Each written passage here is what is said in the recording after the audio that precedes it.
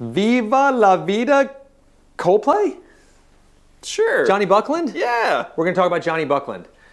I think he is an awesome guitar player that a lot of people don't know his name, even though he's in one of the most famous bands in the world. I didn't even know Coldplay had guitar in it. I'm just kidding. Just kidding. I'd punch you in the beard, but it would just make my hand tickle. Your hand would just, it would do weird things. No, that's actually a good, because I think that's part of what this whole video is going to be about, is the way Jonny uses the guitar. It's not what you typically think of a guitar. So all of you guys are like the stereotype guitar players like us. Like, hey, we play pentatonic. Whittly, whittly, wonkity donk. Look at me playing on top of the vocal line. Yep, always. These idiots. Jonny Buckland doesn't do that. So, just a quick brief history in Coldplay if you don't know it. This is a group of 4 friends that met in college in, London in '96. There's a great documentary. I think it's on all the streaming services right now. I saw it on Amazon Prime when I watched it. It was free. Didn't have to pay for anything. There's a guy that follows them from when they meet. That's kind of awesome. And then their manager is the 5th member too. I'm not going to get into all the names because it doesn't matter. It's just like Jonny Buckland and Chris Martin is Chris Martin primarily, but Jonny Buckland is my dude we're going to talk about.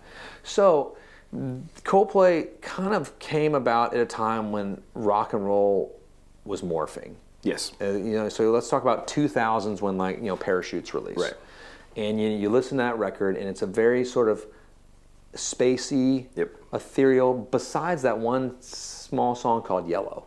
And it's funny because I made the joke about him not playing guitar, but when that came out, there was not a lot of guitar music. That was like a guitar song when it came out. And it's almost that searing cut through. I feel like Johnny Greenwood, if I'm Radiohead, would be like, yes, geez, man, that's good. No, that was It has great. that creep vibe as far as it cuts. And that little bend, it's super cool. And it's fun to go on YouTube and watch them do versions of this in England, in these small little office things where they do surprise guest play and sing it, and then Johnny will show up and people freak out and it's slightly out of tune even or something. It's wonderful. It's part of the charm. These are such nice people, but that's besides the point. It doesn't matter if he's a jerk or not, but he's not. They're all nice. But when Parachutes came out, it's sort of this. It was this weird, almost like early U2. It was a lot like early U2.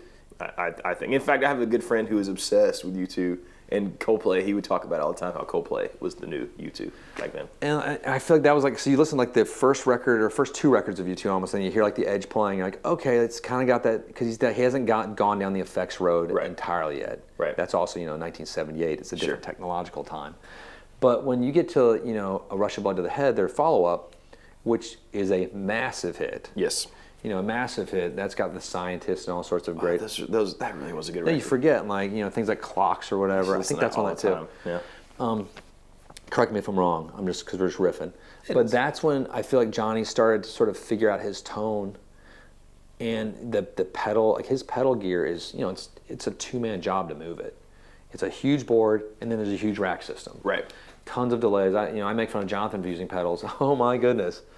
But it's not just his use of technology, it's the way he interlinks the melodies that he plays with Chris's vocal lines. Right.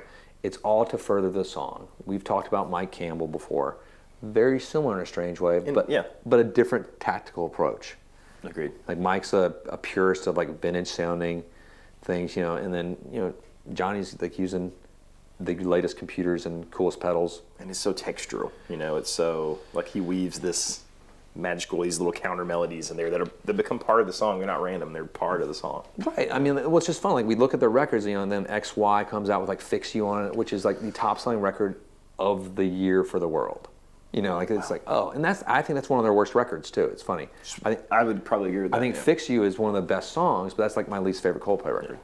I think they were having they were just doing some morphing and trying different things, and I was but then you keep going on with Milo Xylo and Viva La Vida and all that. Oh my God, their productions, the tone keeps evolving, but what it never changes is his ability to play with Chris.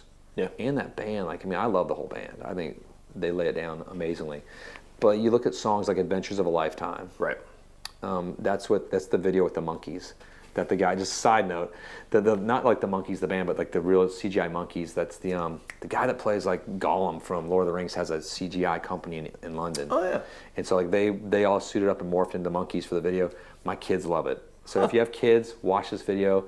you'd see Chris Martin and Jonny Buckland and the whole band like CGI'd as monkeys in the same way that Gollum was created. I have to watch that. Yeah, it's really fun because you can tell it's Chris. His face is a little bit funny, like Chris Martin. He's gorgeous, but anyway, that song, like that song is kind of like, it's an okay song, but without that guitar part, It's not nearly as cool. it's not a typical pentatonic thing. It's Nope. it's this descending scale, this circular line with some delay flaps coming after it, and it just flows. It's like water. Yeah, And it's cool. and it's cool. He plays guitars we love too. He does play guitars. You know what he plays? I used to see him play those 72 thin lines all the time, like the Nailed not reissues. No, he plays lots of. ones. He will have some custom shops and Sure. stuff in the mix, obviously. But Yep. he's a Fender guy. Yeah, pretty much. absolutely. And that makes sense. And he'll play Strats, kind of his secondary. But he's a telly. You know, a lot of times a humbucker. Cool. And then but you know, 2SSs sometimes. It's just magical to watch how his right, because Coldplay is one of those weird instances of where the band, they do write together. Yeah. And they decide what goes on the records together. And when they come, you know, I know Jonny and Chris come with a lot of stuff together, but they all live across the world now. I think Chris is in LA, Johnny's in England. He's from Wales, born in the year of 1977. There you go. He's about the same age as me. Weird. He's much more successful.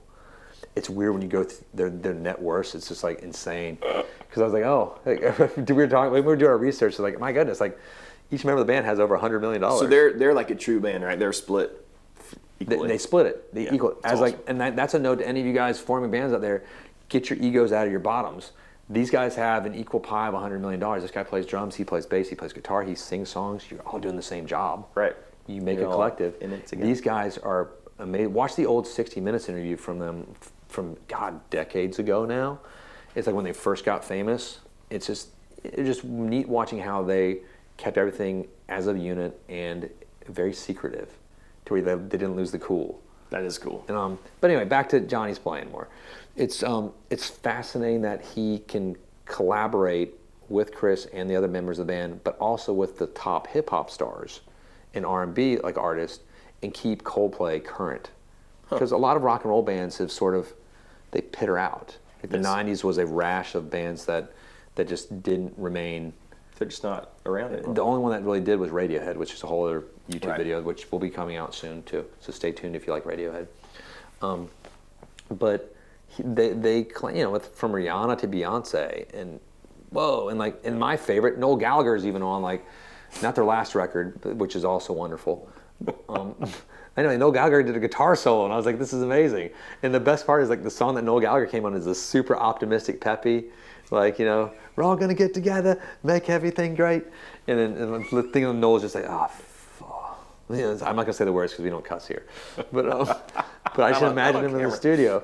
But I mean, they've worked. You know, everyone from Johnny Marrs popped by, and another video coming soon. But just he is allowed for, like, the tradition of Bono. Yeah. To touch an entire new audience of players, which is the main thing, and like it allows people to, like, people are using the guitar differently now. Absolutely.